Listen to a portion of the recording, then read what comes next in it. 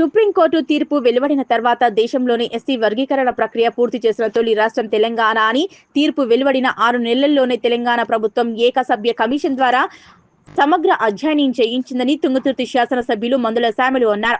మంగళవారం సూర్యాపేట జిల్లా తుంగతుర్తి మండల కేంద్రంలోని మార్కెట్ కమిటీ కార్యాలయంలో కాంగ్రెస్ ప్రభుత్వం ప్రతిష్టాత్మకంగా చేసిన ఎస్సీ వర్గీకరణ బీసీ కులగణన కోసం కృతజ్ఞత సభ నిర్వహించి సన్నాహక సమావేశంలో పాల్గొని మాట్లాడారు. ఈ మేరకు ముఖ్యమంత్రి రేవంత్ రెడ్డి సారథ్యంలోని కాంగ్రెస్ ప్రభుత్వం ప్రతిష్టాత్మకంగా చేసిన బీసీల కులగణనతో పాటు ఎస్సీ వర్గీకరణ చేసినందుకు ఈ నెల 16న నియోజకవర్గ కేంద్రంలోని మార్కెట్ కమిటీ కార్యాలయంలో కాంగ్రెస్ పార్టీ ఆధ్వర్యంలో నిర్వహించే కృతజ్ఞత సభను విజయవంతం చేయాలని కోరారు. దేశంలో ఏ రాష్ట్రం చేయనటువంటి బీసీల కులగణన ఎస్సీలో ఏబీసీడీల వర్గీకరణ సీఎం రేవంత్ రెడ్డి పాలనలో తెలంగాణ రాష్ట్ర ప్రభుత్వం అమలు చేయడం దేశానికి దిక్సూచి లాంటిదన్నారు. గత టీఆర్ఎస్ ప్రభుత్వ హయాంలో రాష్ట్రంలో హత్యలు, దౌర్జన్యాలు, భూకబ్జాలు, మోసపూరిత విధానాలు చేస్తూ ప్రజా వ్యతిరేక విధానాలను అవలంబించారని అన్నారు. దీంతో ప్రజలు విసిగిపోయి ఫాసిస్టు ప్రభుత్వాన్ని దించి ప్రజా ప్రభుత్వాలను ఎన్నుకున్నారన్నారు. చేవెళ్ల, వరంగల్ డిక్లరేషన్ లో భాగంగా ఇచ్చిన హామీలను నెరవేరుస్తూ ఉన్నామని, అందులో భాగంగానే ఏబీసీడీ వర్గీకరణ కులగణన చేసి చూపించమన్నారు. దీన్ని ప్రతీకంగా ప్రభుత్వ ఉద్యోగాలలో ఎస్సీలలో వర్గీకరణ ప్రకారం ఉద్యోగాలు కల్పిస్తామని, అదేవిధంగా రానున్న స్థానిక సంస్థల ఎన్నికల్లో కులగణన ప్రకారం బీసీలకు 42% రిజర్వేషన్ కల్పిస్తామన్నారు. ఎన్నికల ముందు వచ్చిన హామీల మేరకు రైతులకు 2 లక్షల రుణమాఫీ, ప్రతి ఇంటికి 200 యూనిట్ల ఉచిత కరెంటు, ఆర్టీసీ బస్సుల్లో మహిళలకు ఉచిత రవాణా కల్పించామని తెలిపారు. ఈ సమావేశంలో రాష్ట్ర మంత్రులు ఉత్తమ్ కుమార్ రెడ్డి హాజరవుతున్నట్లు తెలిపారు. కృతజ్ఞత సభను జయప్రదం చేసేందుకు ప్రతి కార్యకర్త కృషి చేయాలన్నారు. ఈ కార్యక్రమంలో కాంగ్రెస్ పార్టీ జిల్లా అధ్యక్షులు, రాష్ట్ర వ్యవసాయ కమిషన్ సభ్యుడు చెవిటి వెంకన్న యాదవ్, జిల్లా మహిళా కాంగ్రెస్ అధ్యక్షురాలు తిరుమల ప్రగడ అనురాధ, కిషన్ రావు, ఉమ్మడి జిల్లా DCCB director Gudipati Saidulu, Thungathurthi market committee chairman తీగల గిరిధర్ రెడ్డి, తుంగతుర్తి మండల పార్టీ అధ్యక్షులు దొంగరి గోవర్ధన్, తిరుమలగిరి, తుంగతుర్తి, మోత్కూర్, శాలిగౌరారం మండలాల మార్కెట్ కమిటీ చైర్మన్లు, Thungathurthi market committee vice chairman Chinthakunta Venkanna, Congress senior నాయకులు గుడిపాటి నరసయ్య, నియోజకవర్గంలోని వివిధ మండలాల పార్టీ అధ్యక్షులు, మాజీ సర్పంచ్లు, మాజీ ఎంపీటీసీలు, యూత్ కాంగ్రెస్, ఎన్ఎస్యుఐ నాయకులు, వివిధ గ్రామాల పార్టీ కార్యకర్తలు పాల్గొన్నారు.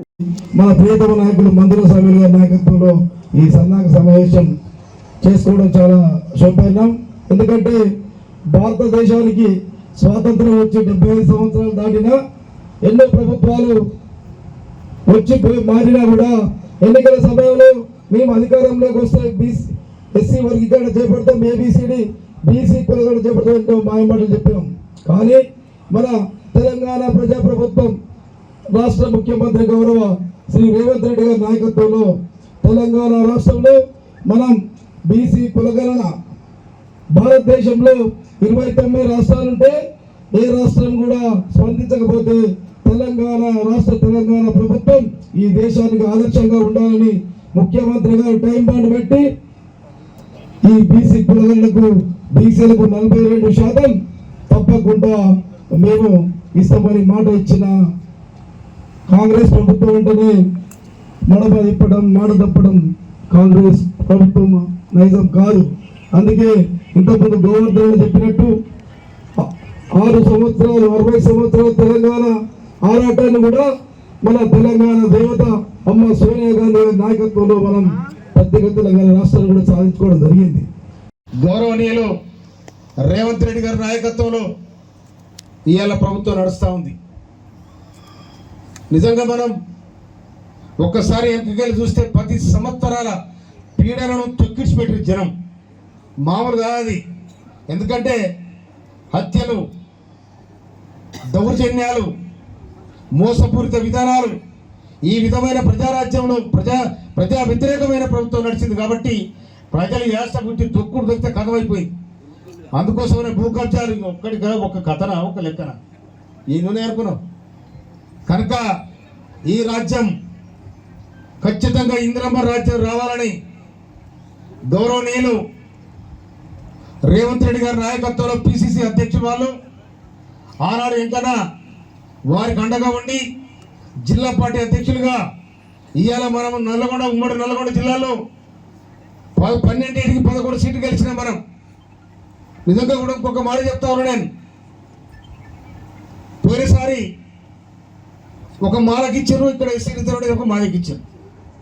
కానీ ఈసారి కాంగ్రెస్ ప్రభుత్వం ఆలోచించి 2 మాదిగలకు ఇచ్చారు. ఈ అమ్మ మాదిగలు మొత్తం వన్ సైడ్ అయిపోయారు. ఎక్కడ కూడా అమ్మ ఇంకా ఎవరికి ఎవడిస్తారు అసలు వాళ్ళకి కాంగ్రెస్ ఇచ్చిందని కాంగ్రెస్ వైపు తిరిగి మార్గాలంతా. నిజంగా కూడా కాంగ్రెస్ పార్టీకి ధన్యవాదాలు తెలియజేయాలి.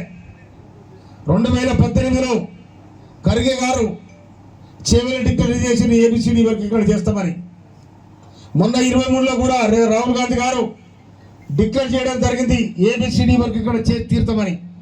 అదేవిధంగా నిజామాబాద్ డిక్లరేషన్ రాహుల్ గాంధీ గారు బీసీ కులగణన చేసి తీర్థమని కూడా చెప్పడం జరిగింది. ఏ అధిష్టానం అయితే ఆదేశం ఇచ్చిందో ఆదేశాన్ని తూచ తప్పకుండా రేవంత్ రెడ్డి గారి ప్రభుత్వం ఇవాళ భారతదేశం ఏమనుకున్నా, బీజేపీలు ఏమనుకున్నా, ఏజేపీలు ఏమనుకున్నా, ఎవ్వరు ఏమనుకున్నా కూడా చేయాల్సిన పని చేస్తారని ఇవాళ మన కళ్ళ ముందు ఏబిసిడి వర్గీకరణ చేసిండ్రు, బీసీ కులగణన చేసి పెట్టారు. అందుకోసం ఇంకొక మాట కూడా చెప్తున్నా నేను, మనం తెలంగాణ వచ్చిన తర్వాత తెలంగాణలో ఇవాళ కాంగ్రెస్ ప్రభుత్వం ఏర్పడిన తర్వాత సోనత ఇప్పుడు వాడు పాడబడిపోయిన ఏది హాస్పిటల్ తుంగతుర్తి హాస్పిటల్ మళ్ళీ ఎండబడి దాన్ని రెన్యువల్ చేయించి మళ్ళీ వర్క్ జరుగుతూ ఉంది. ఇప్పుడు జరుగుతుందా? తుంగతుర్తిలో స్టార్ట్ అయిందా అన్న? కేతిరెడ్డి కాలువ తుంగతుర్తి మందిరాలకు సంబంధించి కేతిరెడ్డి కాలువను ఇంతవరకు దర్శించడం లేడు, దాంట్లో అడుగు పెట్టడం లేడు. నేనే పాదయాత్ర చేయడం జరిగింది. దానికి ఉత్తమ్ కుమార్ రెడ్డి గారితో మాట్లాడి 1300 కోట్ల రూపాయలు 13 కోట్ల రూపాయలు కూడా దానికి మనం శాంక్షన్ చేయించడం జరిగింది. తర్వాత ఇంటిగ్రేటెడ్ స్కూల్ ఇవ్వాలని నిన్ననే జీవో వచ్చింది, 200 కోట్లతో స్టార్ట్ చేయాలని చెప్పి. తర్వాత తిరుమలగిరి కాలేజ్ ఎవరైనా చేస్తారని 35 ఏళ్ళుగా ఎన్నో తిప్పలు పడ్డారు, కానీ ఎవరితో కాలే. నిండు అసెంబ్లీలో మాట్లాడి నేను రేవంత్ రెడ్డి గారిని ఒప్పించి అయ్యా మాకు కాలేజీ కావాలి, 30 ఏళ్ళుగా మా విద్యార్థులకు చాలా కష్టం ఉందంటే ఆ కాలేజ్ శాంక్షన్ చేయించింది.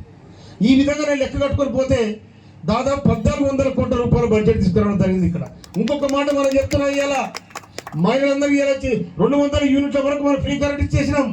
అది మనం చెప్పుకోలేం. 21,000 కోట్ల రూపాయలు 26 లక్షల మంది రైతులకు మనం రుణమాఫీ చేసినాం. ఎవరు చేయలే, ఈ భారతదేశంలో ఎవరు చేయలే. అది మనం చెప్పుకోలేకపోతా ఉన్నాం.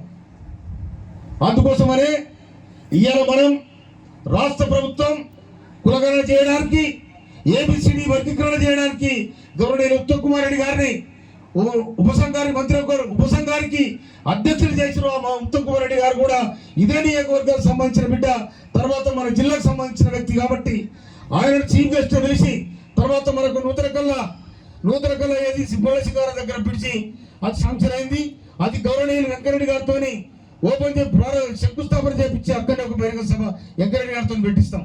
ఇదే విధంగా మన రోడ్డు భవనాల శాఖ మంత్రులు, అదేవిధంగా ఈ ఉత్తమ్ కుమార్ రెడ్డి గారు మన జిల్లా మంత్రి వర్యులు, జిల్లా ఇన్ఛార్జ్ మంత్రి తుమ్మల నాగేశ్వరరావు గారు, మన ఎంపీలు మనకి ఇద్దరు ఇప్పుడు సూర్యాపేట జిల్లా కిరణ్ కుమార్ రెడ్డి గారు, రఘువీర్ రెడ్డి గారు మనకు అందరూ కూడా అందుబాటులో ఉన్నారు. కాబట్టి అందరూ కూడా పిలుచుకొని ఈ రాష్ట్ర ప్రభుత్వం చేసిన ఈ బ్రహ్మాండమైన చారిత్రాత్మక సామాజిక న్యాయాన్ని ఏ విధంగా ప్రజలకు అందించాలని రేవంత్ రెడ్డి ప్రభుత్వం, సోనియా గాంధీ ఇందిరమ్మ రాజ్యంలో ఈ విధంగా బడుగు బలహీన వర్గాల న్యాయం జరగాలని ప్రతిపాదించడం జరిగింది. ఆ ప్రతిపాదనను కూడా రేపు అసెంబ్లీలో ఏబిసిడి వర్గీకరణ ఆర్డినెన్స్ కాబోతా ఉంది.